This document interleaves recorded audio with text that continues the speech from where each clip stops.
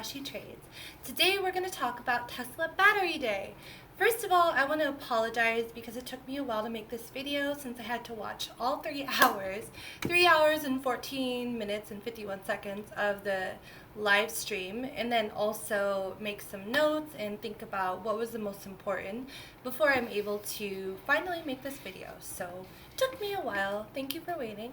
And so let's get right to it. So basically, I think one of the most important points to talk about before we start is that there is a high expectation of Battery Day in a lot of trading and stock chat rooms there, and then like even on a lot of news articles that I read, a lot of people had this idea in their mind that Tesla was going to come out with this 1,000,000-mile battery, and that was the rumor.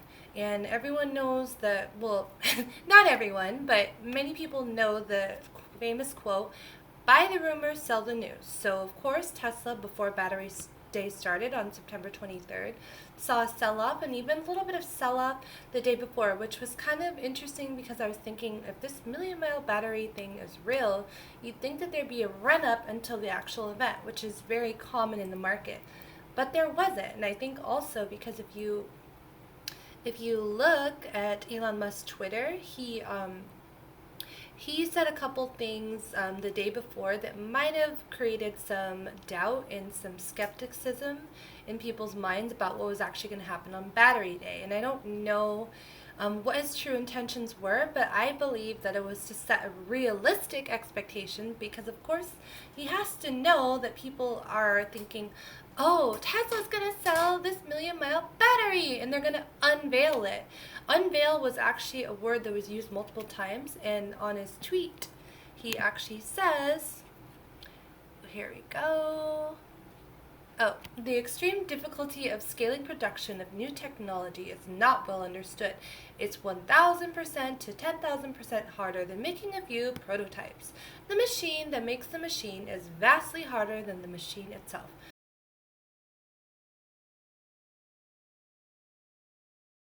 Okay, so memory bank. Then later on, he also says, important note about Tesla Battery Day tomorrow. This affects long-term production, especially Semi, Cybertruck, and Roadster. But what we announce will not reach serious high-volume production until 2022. Okay, so tweet number 1, what does that mean? I think he's trying to let people know that this technology and what they're doing is not understood by many, which I can relate to because I'm not an engineer. I support Tesla wholeheartedly, but I don't know how everything works. I have a very base level understanding. And it's much more difficult and complex than I think the average person would give it credit for, especially all those Robinhood fanboys and fangirls that are hype trading Tesla every day. Okay, so it's not just a prototype, oh, 1,000,000-mile battery.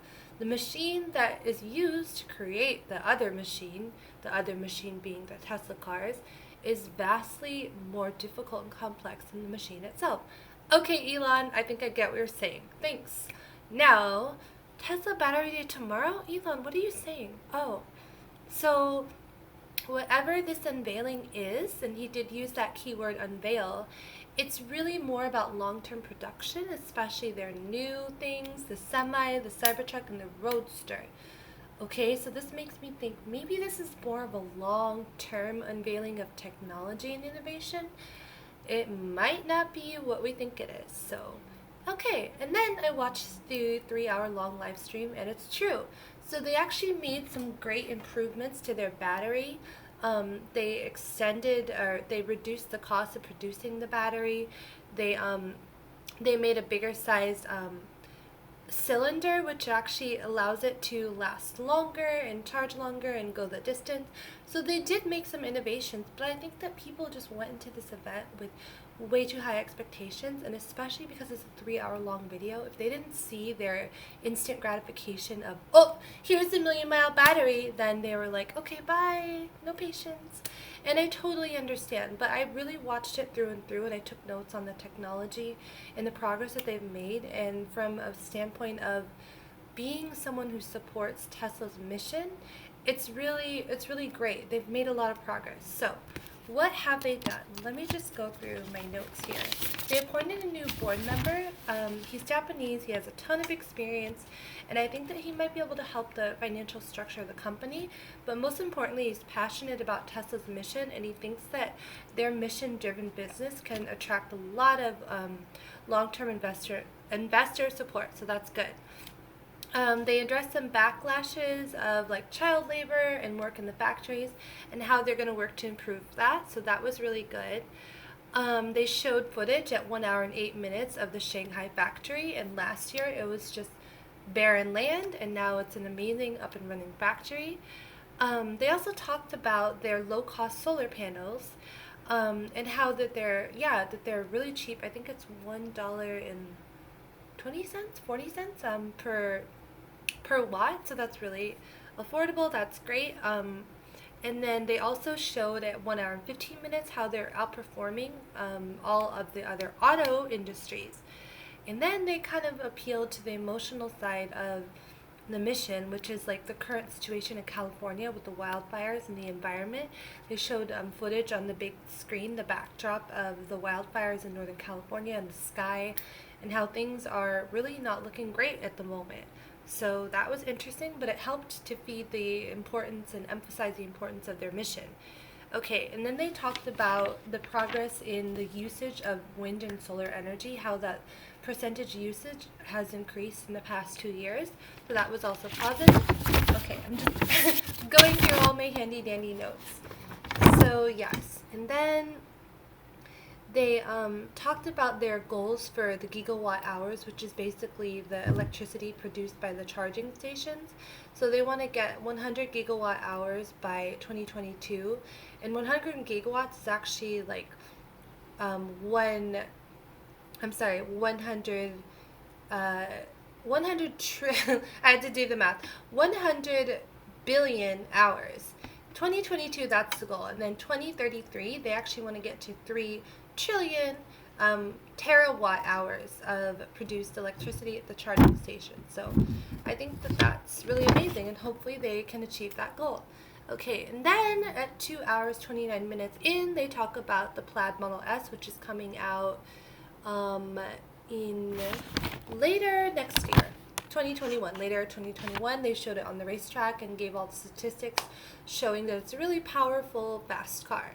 And then 2 hours 39 minutes in, they do the team Q&A. They bring out the some members of the team, which was actually comical because every member of the team had a mic, but then they're like, oh, let's do the questions. And because the whole time in the live stream, they're actually speaking towards an audience of Teslas. There's people in the Teslas, but they're trying to practice social distancing and show how important it is. So the little blooper was that nobody in the audience had a mic. So they're like, oh, wait, how are we going to hear what people have to say and ask the question? So then they're scrambling to get some microphones. Thankfully, they actually had them.